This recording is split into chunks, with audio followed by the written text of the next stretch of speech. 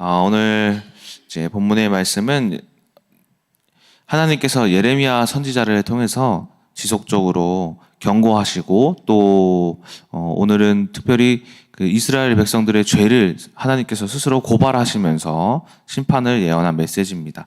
근데 오늘 말씀은 어떤 역사적 배경이 있어요. 어떤 배경이 있냐면은 열왕기하 23장 말씀과 이어져요. 그래서 열왕기하 23장 말씀에 어떤 말씀이 등장을 하냐면은 먼저 요시야 왕이 성전 수리 공사를 이렇게 하다가 이제 법전을 발견하고 하나님의 경전을 발견하고 종교 개혁을 이제 일으키는 말씀이 등장을 하는데, 그 말씀이 등장을 한 이후에 요시야 왕이 죽습니다. 이 요시야 왕이 왜 죽냐면은 당시 아수르가 아직 완전히 바벨론에게 정복되지 않았을 때였고, 그때에 아수르가 애굽과 손을 맺어가지고 동맹을 맺어가지고 우리가 같이 잃어버린 니느웨, 바벨론에게 뺏긴 니느웨 땅을 다시 빼앗자라고 해가지고 애굽이 이제 아수르랑 편먹으러 바벨론이랑 싸우러 가는 도중에 이 요시야 왕이 바벨론의 편에 서 있었단 말이에요. 바벨론 편에 서 있었을 때에 그때 애굽을 이렇게 막으려다가 애굽 왕 느고에게 죽습니다. 전사합니다. 죽고 누가 왕이 되냐면은 여호와하스가 왕이 되었을 때에 이 요시야가 행했던 그 종교 개혁을 다 무시하고 다시 그 하나님의 성전에 바알신, 다른 신들을 막 섬기는 그런 행위를 막 하는 거예요.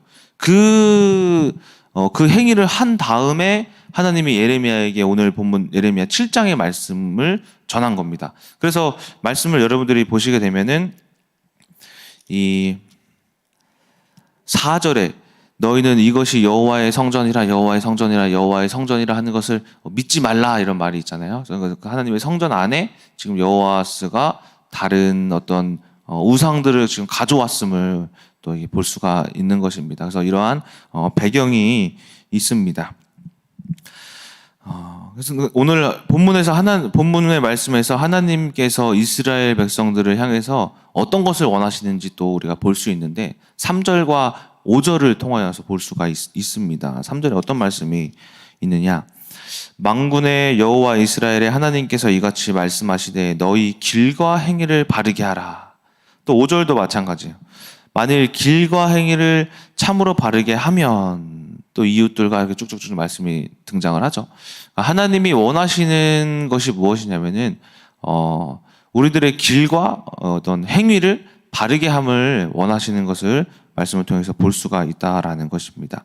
그래서 오늘 말씀을 통해서 여러분들께 전해드리고 싶은 말씀은 우리가 어떤 길로 행하는가, 어떤 길을 가고 있는가에 대하여서 말씀을 드리도록 하겠습니다. 오늘 본문의 말씀에 등장하는 이 길이라는 것은 히브리어로 데레크라는 단어를 사용을 했어요. 이 뜻은 길, 도로 또는 여행, 태도, 어떤 방식 또는 습관을 뜻합니다. 근데 오늘 본문의 말씀에서의 길은 은유적 용법을 사용을 했죠. 우리가 흔히 아는 자동차 전용 도로, 그죠? 자전거 전용 도로, 그냥 우리가 흔히 걸어 다니는 인도, 그런 것이 길이 아니라 이 잠언의 말씀을 보시게 되면 악인의 길, 의인의 길을 이제 은유적 용법으로 사람이 하는 행위를 길이라고 표현하는 그 길이 바로 오늘 하나님이 말씀하시는 그 길이다라는 거예요. 그래서 이 길은 어떤 길이냐? 마음에서 나오는 길이다라고 이야기를 할 수가 있습니다. 그래서 오늘은 제가 이 길에 대하여서 4가지 길을 비유하면서 우리가 지금 어떤 길을 걸어가고 있는가를 한번 점검해 보시는 그런 시간 되셨으면 좋겠습니다. 이 실제로 어떤 길이라는 것, 도로, 이런 길은 굉장히 중요합니다. 그렇죠? 예를 들어서 여기서 이제 안산을 가려면은 도로를 따라 길을 따라서 잘 가면 이제 안산에 도착을 할 수가 있어요. 근데 만약에 이 도로, 길 이런 게 없다고 한번 생각을 해봅시다. 길눈이 밝은 사람들은 이제 차 타고 어디 한 이쪽 동서쪽 어디 몇 도 방향으로 가면 되겠지 하면서 길이 없어도 막 헤쳐서 어떻게라든 가긴 갈 거예요. 근데 길이 없으니까는 이 굉장히 오래 걸릴 수가 있다라는 겁니다. 그래서 누구는 뭐 하루 만에 가기도 하겠지만은 어떤 사람은 그 길을 헤매가지고 막 북쪽으로 가고 막 남쪽으로 가다가 일주일이 걸려서 이 가까운 안산을 일주일이 걸릴 수도 있는 그것이 바로 이 길이 있느냐 없느냐에 따라서 그 안산에 도착하는 시간이 달라진다라는 거예요. 이처럼 이 길이라는 것이 이렇게 중요한데 사람의 마음도 마찬가지입니다. 이 사람의 마음의 길이라는 어떤 길이냐면 하나님이 원하시는 이 목적, 하나님이 계획하신 그 계획에 도달하기까지의 그 길이 그 마음의 길이라는 거예요. 그래서 이 길을 네 가지로 한번 제가 생각해 봤는데 첫 번째 길이 뭐냐면은 비포장도로예요. 비포장도로. 아까 말씀드렸다시피 길이 형성되지 않아 있는 거예요. 아는 거예요. 내 마음의 길이 이 하나님이 원하시는 그 목적이 있고 계획이 있는데 거기까지 가는 그 길이 형성되어 있지 않은 것이 바로 비포장 도로라는 것입니다.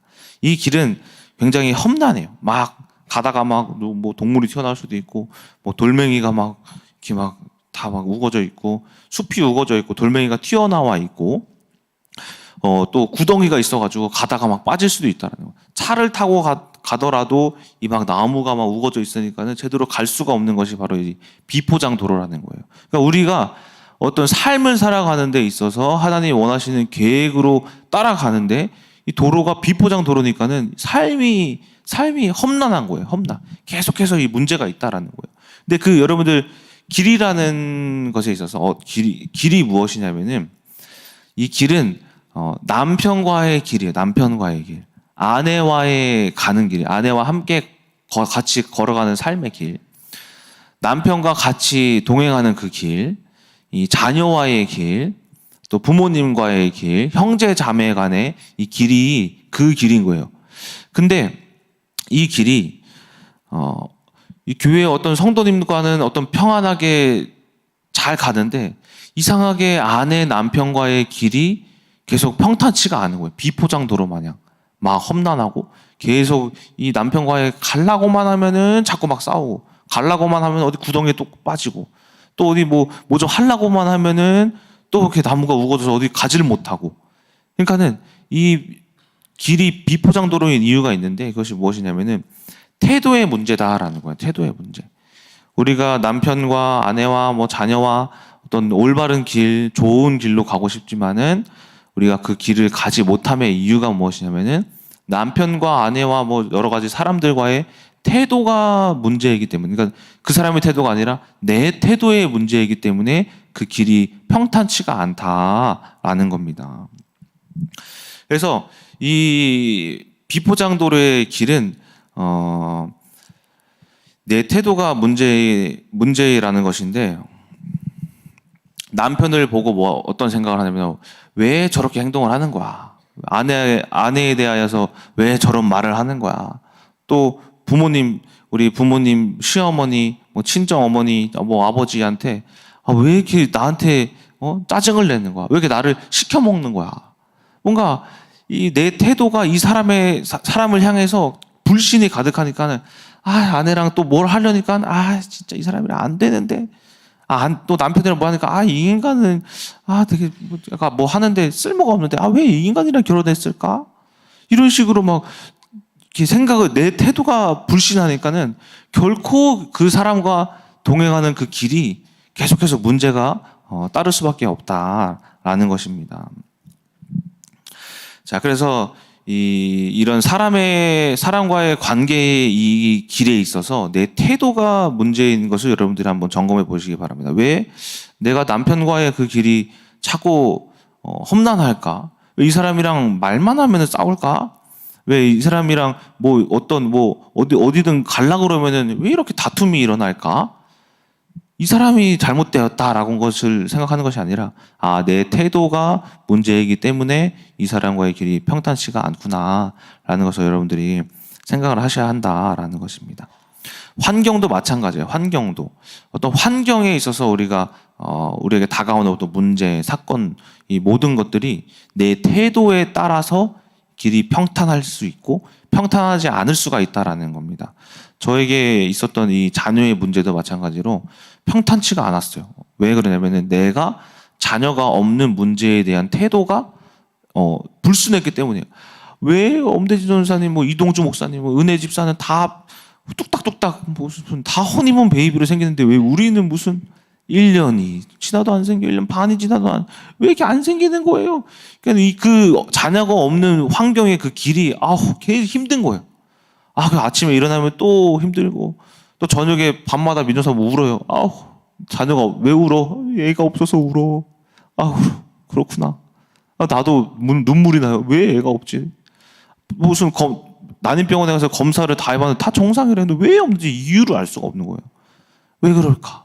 근데 그 걸어가는 그 길이 계속해서 하루하루가 험난한 거예요. 내 생각과 마음속으로.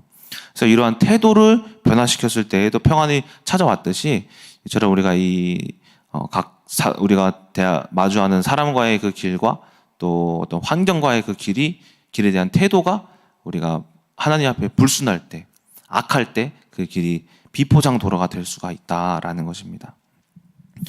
자, 그런데 또 어떤 길이 있냐면은 포장이 잘 된 길이 있어요. 포장이 잘 된 길. 이 포장이 잘 된 길은 태도는 괜찮은 거예요. 태도는 남편과의 어떤 태도는 괜찮아요. 왜? 우리가 하나님을 이제 알기 시작했고 이제 어떤 것들을 조금씩 체험하기 시작했을 때 내가 변해야 되겠구나라는 것을 조금씩 아는 게 바로 포장도로예요. 그래서 어느 정도 남편과 아내와의 그 길이 순탄해요. 뭐만 하면 좀 잘 되는 것 같고 또 이제 어떤 자녀의 어떤 문제도 조금 해석되는 것 같고 하는 그 길이 포장도로예요. 그래서 남편과 아내에게 조금씩 사랑을 해주려고 하고 이해를 해주려고 이렇게 하는데 그것으로 인하여서 조금씩 가정이 변하긴 변해요. 근데 이 포장된 길도 뭐가 문제가 있냐면은 이 포장된 길은 포장만 되어 있지 내가 가는 속도가 어떠냐면 느려요. 왜 느리느냐? 왜 느릴까요? 분별이 안 되는 거예요. 분별이. 남편을 사랑은 해주려고 하는데 속으로는 왜 이해가 안 되네. 사랑을 이해를 하려고 하는데 뭐 사랑이 안 되네. 어떤 흑암에 대한 분별력이 없는 거예요. 그래서 저도 이제 민정사모랑 같이 살면서 이제 죽어라라는 말씀을 통하여서 어떤 태도를 변화시키기 해서 죽긴 하는데 여자로 안 보이는 거예요. 사랑이 안 되는 거예요. 뭔가 이해가 안 되는 거예요. 행동이 이해가 안 되는 거예요. 그래서 이제 계속해서 이제 어느 정도 평탄한 길을 제가 태도가 변했으니까 어느 정도 평탄한 길로 가겠지만은 그 안에 뭐가 없냐면 열매가 없는 게 포장만 된 도로예요. 포장만. 그러니까 말 그대로 겉으로만 포장된 길이 바로 포장도로인 거예요. 포장만 돼가지고 괜찮아. 근데 집 방에 가서 울고 있는 거예요. 주님 왜 이렇게 안 변할까요? 왜 저럴까요? 왜 그럴까? 이해가 안 돼요. 아직까지. 그래도 사랑을 하려고 하는데 잘 안 되는 거죠. 그래서 이 포장도로에서도 이제 문제가 뭐냐면 이제 열매가 없다라는 것이 이 포장도로의 문제다라는 것입니다. 그러니까 여러분들도 한번 스스로를 점검해 보셨으면 좋겠습니다. 내가 어쨌든 말씀이 사랑해라, 이해해라라고 해서 이해는 하고 사랑은 하는데 이것이 겉으로만 포장된 수준이 아닐까. 그래서 많은 종교인들이 여기서 무너지는 거예요. 아니야, 말씀에서 사랑하라 하니까는 사랑을 했는데 왜 안 변하냐고요. 아니, 기도하라고 해서 기도했는데 왜 응답 없냐고요. 그죠? 예배 나오라고 해서 예배를 다 모든 공예배를 참석하는데 왜 나는 왜 불행하냐고요. 내 마음은 불행하냐고요. 왜 그럴까요? 흑암을 몰라서 그래요. 흑암. 그것이 바로 포장만 된 도로다라는 거예요. 이 포장만 된 도로는 열매가 없는데 이제 이 세 번째 도로가 뭐냐면 느린 길이에요. 느린 길. 이 느린 길이 바로 포장만 된 도로의 특징이 이 느린 길이라는 거예요. 분별의 문제. 자, 이 느린 길은 이 어느 정도 포장만 돼서 가고 있는데 이 다른 길이 등장을 합니다. 다른 길. 우리가 이 포장만 된 도로에서 우리가 분별력이 없을 때에 열매가 없는데 어느 정도 이제 분별력이 생기기 시작할 때 이제 뭐가 되냐면은 길이 걸어가지기 시작하는데, 걸어가다 보면은 뭐가 등장하냐면은 이제 다른 샛길이 등장하는 거예요. 그 길이 무엇이냐면은 느린 길. 이 느린 길은 어떤 길이냐면은 육체의 정욕의 길인 거예요. 분별이 되어지기 시작해서 어느 정도 걸어가기 시작했는데, 아, 흑암이다라고 우리가 알고 이제 걸어가기 시작하는데, 뭐가 나에게 역사하냐면은 육체의 정욕. 이 육체의 정욕은 무엇이냐면은 이스라엘 백성들이 살았던 그 삶. 이스라엘 백성들이 이제 비포장 도로에서 어떻게 출애굽을 해서 어느 정도 포장되어 있는 길을 가려고 했는데, 뭐를 몰랐냐면은 하나님을 제대로 알지 못했죠. 그런데 그래도 걸어갔죠. 하나님이 어느 정도 포장을 해서 역사하시니까. 그런데 그 길에 뭐가 등장을 하냐면은 이제 출애굽을 해서 가나안에 도착해서 그 가나안 땅을 정복하면서 잘 살아가기 시작하는데, 근데 그때에 조금씩 걸어가다 보니까 조금씩 잘 되긴 돼요. 되는데 뭐가 문제냐면은 옛것으로 돌아가는 습성이, 그것이 바로 육체의 정욕이다라는 거예요. 그래서 이스라엘 백성들이 가는 그 길이 굉장히 느렸던 거예요. 특히 사사시대 때.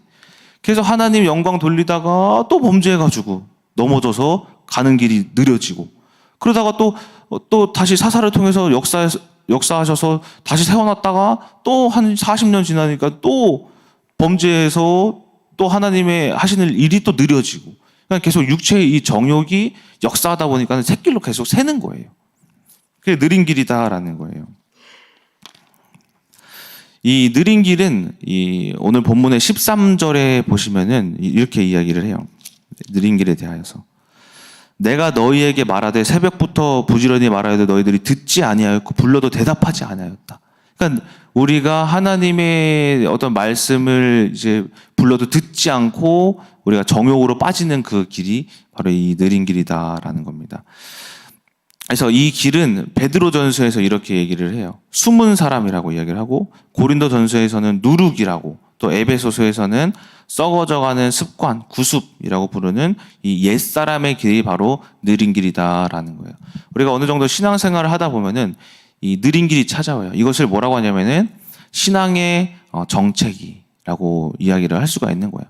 어느 정도 교회를 신앙생활을 오래 해봤고 응답도 받았지만은 이제 걸어가는 그 가운데에 어떤 정체기가 찾아오는 거예요. 뭔가 막혔네. 어느 정도 내가 응답도 받아봤는데 왜 뭔가 여기서 해결이 안 되네. 그것은 하나님이 뭘 원하시는 것이냐면은 완전한 거룩함, 완전히 내 안에 있는 옛 습관들이 이제 그리스도의 부활을 통해 죽음을 통하여서 깨끗이 씻겨 나가는 것을 하나님이 원하시는 것이 바로 이 느린 길이에요. 그래서 어느 정도 가긴 가지만은 우리가 옛 것으로 돌아가려는 그 습관 때문에 아직까지 남아 있는 이 옛 것 때문에 걸어가는 속도가 느린 것입니다. 그래서 이 느린 길을 가다가 보면은 어떤 것을 이제 깨달을 수가 있느냐면은 내 육체의 정욕이 지금 나를 속여서 내가 막 하나님 앞에 올바로 쓰다가 눈을 돌리니까 예전에 그 게임 재밌었는데, 게임 막 음란, 술, 도박, 담배, 주식. 제가 최근에 저도 이제 요즘에 인터넷 뉴스나 뭐 이런 것들을 이렇게 보면은 제가 네이버 주식 이런 거를 좀 즐겨찾기를 해놔가지고 계속 막 뜨거든요. 주식이 많이 막 올라요. 근데 제 마음에 어떤 마음이 드냐면, 한번 이 주식으로 인해서 망해봤는데 계속 눈이 가는 거예요. 이게 뭐냐면은 또 옛 것으로 자꾸 돌아가려는 그 습관. 또 이제 민정사모의 관계에 있어서도 굉장히 엄청 많이 좋아졌어요. 그런데 요즘에 또 무엇이 보이냐면은 또 민정사모가 짜증내는 그 짜증, 말투, 이것을 복음으로 계속해서 이제 해석이 되었었는데, 최근 들어 또 왜 저러지? 또 갑자기 이해가 안 되고 마음속으로 짜증이 나고 왜 저런 식이지? 열받고 이런 것들이 요즘에 점점 조금씩 찾아오더라고요. 말씀을 묵상하면서 깨달았어요. 느린 길이다 이게. 내가 신앙의 어떤 정체기가 찾아왔다. 이 민정사모와 뭐 여러 가지 환경과 모든 것에 있어서 평안하다 보니까는 어떻게 해결할지를 잊어버렸네. 마치 이스라엘 백성이 결국에는 이스라엘의 가장 최고점이 언제였죠? 다윗과 이 솔로몬 때였죠. 근데 그 이후에 완전 나락가죠, 그렇죠? 그게 정책인 거예요. 정책이. 내가 어느 고점에 다다랐다가 또 지금 내려가기 시작했구나. 이스라엘 백성들은 그 내려갈 때 완전히 타락을 해버렸어요. 분열 왕국이 되어져 가면서 완전히 타락을 해버렸어요. 그래서 그들에게 다시 뭐가 찾아와요? 그 길이 다 바벨론의 포로 생활이 또 찾아오잖아요, 그렇죠? 그 70년간의 포로 생활이 또 찾아오죠. 이처럼 제가 깨달음, 내가 어느 정도 해석을 하고 영적인 어떤 분별력이 생겼는데 그 시점에서 늘 유지를 해가야 하는데 이것이 내 육신의 정욕, 옛 것으로 돌아가는 옛 습관 때문에 내려가기 시작할 수도 있겠구나 싶은 거예요. 이것이 느린 길이에요. 그래서 여러분들이 내가 어느 정도 왔다고 해서 방심하지 마셔야 된다는 거예요. 방종하지 마셔야 된다는 거예요. 이것으로 말미암아 어떤 일에 다다를 수 있냐면 또 다른 문제, 다시 시작되는 그 이전의 문제. 마태복음 27장이었나 17장이었나 거기서 말하는 이 일곱 귀신.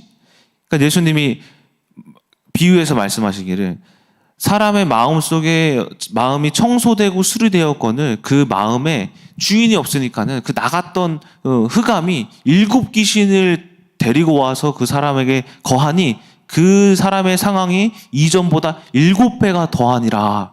7배 더 악해지는 그 상황이 바로 느린 길로 변할 수 있는 그 길이다라는 것입니다. 그래서 여러분들이 점검을 해보셔야 합니다. 내가 어느 정도의 위치에 올랐을 때에 방심하고 있지는 않은가? 이때에 방심했을 때의 그 결과가 그 이전보다 7배 더 심해지는 결과를 맺을 수가 있다라는 것이 바로 이 느린 길의 이점입니다. 자, 마지막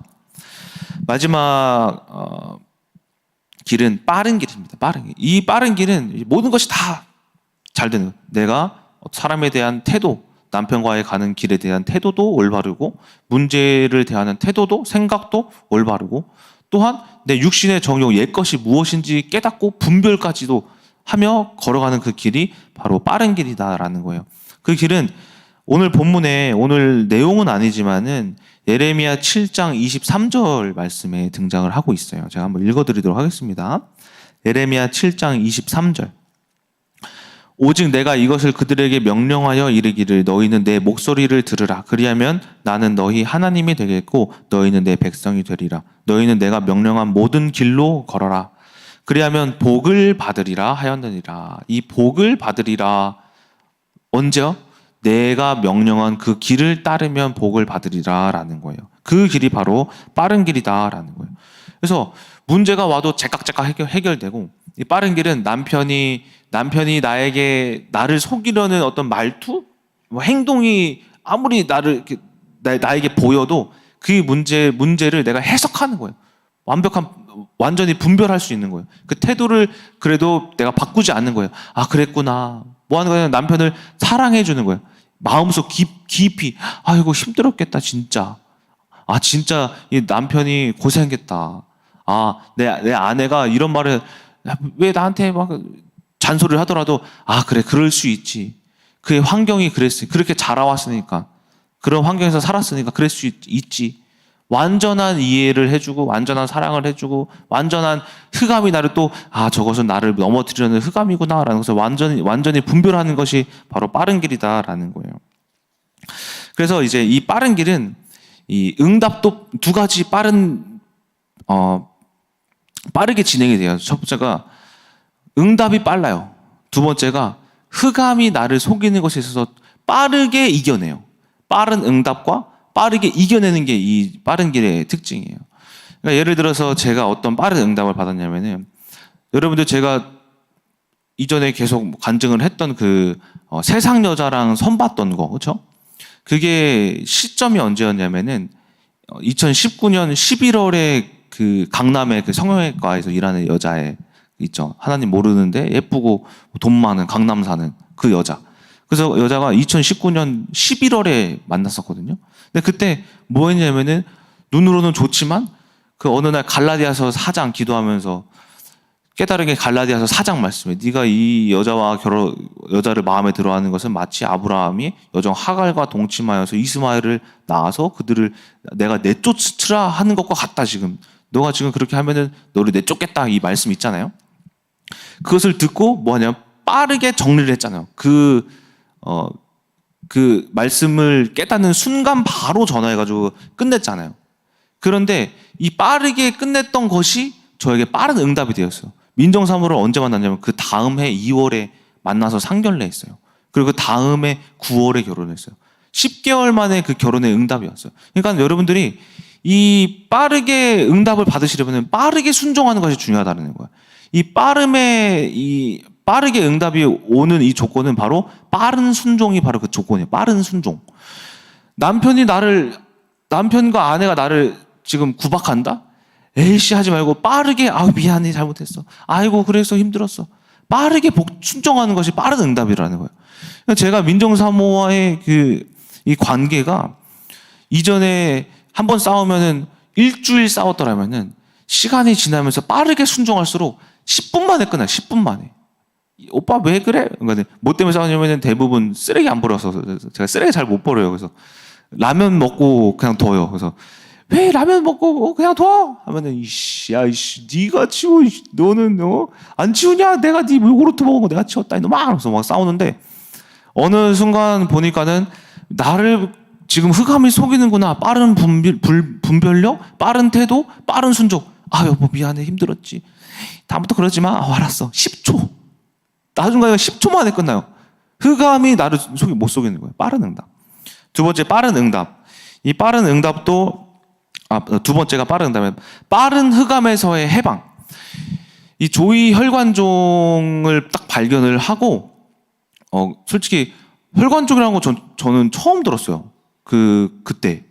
그래서 이제 그냥 아기들이 혈관종을 쳐보니까는 아이들이 성장할 때 그냥 빨간 점 이런 거 나잖아요. 여기도 나고 이게 여기 얼굴에도 조금씩 나가. 그냥 시간이 지나면 없어지는 그런 종류의 그런 거다라고 이렇게 인터넷에 써 있으니까 별다른 생각 없었어요. 그런데 이제 입술의 혈관종은 또 좀 다른 거예요. 직접 이게 병원에 가보니까 입술 혈관종은 몸에 나는 것과 다르다. 그래서 의사가 그때 뭐라고 했습니까? 이게 입술의 혈관종은 종양이다. 악성 종양이다. 다른 거는 모르겠지만 이거는 악성 종양으로 바뀔 수 있는 혈관종이다. 그래서 입술 혈관종은 평생 달고 다닐 수가 있다. 자기가 의사 생활 20년 했는데 20년 동안 입술 혈관종이 자연적으로 없어진 것은 본 적이 없다. 약물 치료를 하든 레이저로 잘라내든 어떻게 다 해야 돼. 어떻게 해서든 치료를 해야 된다. 이걸 들은 거예요, 제가. 또 이 치료법이 있는데 단 하나 고혈압 약 먹는 거. 그 애기가 무슨 고혈압이 있다고 그걸 먹여요. 근데 이게 부작용이 있는데 쇼크, 기절 또는 이제 당뇨, 나중에 당뇨 그리고 이게 쇼크가 오면은 죽을 가능성 50%. 야, 이걸 어떻게 먹이지? 그렇죠? 근데 그때 뭘 했냐면은 빠른 해석. 그래? 죽을 수도 있고 없어질 수도 자연적으로 절대 안 없어지고 이것으로 인해서 평생 달고 다닐 수 있다고? 하나님 감사합니다. 조이가 진짜 성령의 사람이군요. 이것을 통해서 우리 가정이 절대 방심할 수 없게 만드셨군요. 하나님 감사합니다. 또 기대가 됩니다. 이것을 통해서 하나님 어떻게 역사하셔서 없애주셔서 하나님께 어떻게 영광 돌리고 이것을 우리가 어떻게 해석해서 응답받았는지 또한 제가 목사로서 성도님들에게 간증할 수 있는 이 간증, 증거, 체험이 될 수 있으니 감사합니다. 바로 빠르게 뭐 했냐면은 해석해버린 거예요. 해석. 하니까는 흑암이 틈조차 주지 않으니까 우리를 못 속이는 거예요. 이게 빠른 해석인 거예요. 빠른 이 길은, 빠른 응답은 바로 빠른 순종과 빠른 해석을 통하여서 승리할 수 있는 거예요. 그래서 이 조이의 혈관종은 아직도 있어요. 아직도 있는데 많이 줄어들었어요. 엄지손가락만 했다면은 조금 이게 새끼손가락만 해졌나? 그래서 절반 이상은 좀 줄어들게 했는데, 근데 이미 이 혈관종은 의사가 진단할 때 어떻게 된 거냐면 끝난 거예요. 끝난 거. 무슨 말인지 이해가 되셨어요? 빠른 해석은 이미 문제가 끝난 거예요. 여러분들의 가정에 문제가 있어요. 남편이 뭔가 얹잖아요. 자녀가 공부를 못해요. 뭔가 정신이 막 사나요. 여러분들이 해석하는 그 순간 어떻게 되느냐? 끝난 거예요. 이게 빠른 해석인 거예요. 그 빠른 해석을 하지 못하면은 보면 볼수록 죄를 짓는 게 그게 해석하지 못하는 그 생각과 마음이거든요. 남편을 봐도 저 인간이랑은 내가 언제까지 살아야 되는 거야. 자녀를 보면 언제 이놈이 철들 거야. 언제 시어머니 돌아가실까. 언제 우리 어머니 돌아가실까. 왜 언제까지 나를 귀찮게 할까. 언제까지 우리 형제들이랑 살아야 되나. 언제까지 이런 삶을 살아야 되나. 힘들어 죽겠는 거야. 빠르지 못하잖아요. 그렇죠? 느리잖아요. 고통스럽잖아요. 빠른 해석과 빠른 이 순종이 여러분들의 삶을 어떻게 인도하신다? 예레미야 7장 23절의 말씀과 같이 명령을 따를 때에 복이 오리라 라는 것으로 인도하신다. 바로 복되고 이제 축복된 삶으로 이끄시는 것이 하나님의 명령을 순종하는 것이다. 그것이 바로 순종과 분별과 해석이다라는 것입니다. 결론입니다. 하나님께서는 이제 이스라엘 백성들에게 원하시는 것이 올바른 길과 이 행위다라는 것을 이야기를 하십니다. 근데 저희들도 마찬가지입니다. 이스라엘 백성들에게 원하시는 것이 아니라 하나님께서 저희들에게 올바른 길, 올바른 행위를 원하신다라는 것입니다. 그래서 오늘 이 네 가지를 비록 제가 비유로 설명을 해드렸지만은 우리가 하나님 앞에 올바르게 행할 것은 바로 첫 번째 태도, 사람에 대한 태도. 두 번째 분별, 모든 것을 분별하는 그 분별력. 또 마지막 또 순종. 우리가 하나님 말씀이 오고 어떤 문제가 닥쳐와도 내가 육신의 생각으로 나오지 않는. 그리고 마지막 해석. 이것을 통하여서 우리가 오늘 하루도 하나님 앞에 큰 응답을 받고 가장 올바른 길로 큰 복을 받으시는 여러분 되시길 주님의 이름으로 소망합니다. 기도하고 마치겠습니다. 사랑의 하나님 아버지, 오늘 이 하나님이 명령하신 그 길이 어떠한 길인지 비유로서 설명을 했습니다. 아버지 하나님, 우리가 이것들을 이 길에 대하여서 이 비유로 들었지만은 우리 각자 우리의 삶의 것을 점검해 보면서 내가 하나님 앞에 어떻게 나아가고 있고 내가 어떤 지금 삶의 환경에 처해 있는지 잘 깨닫고 주님의 말씀에 순종하고 아버지 태도를 바꾸고 아버지 분별하고 또 해석하고 아버지 하나님 응답받을 수 있는 우리 큰나무교회 성도님들 되게 하여 주시옵소서. 살아계신 예수 그리스도의 이름으로 기도드렸습니다. 아멘.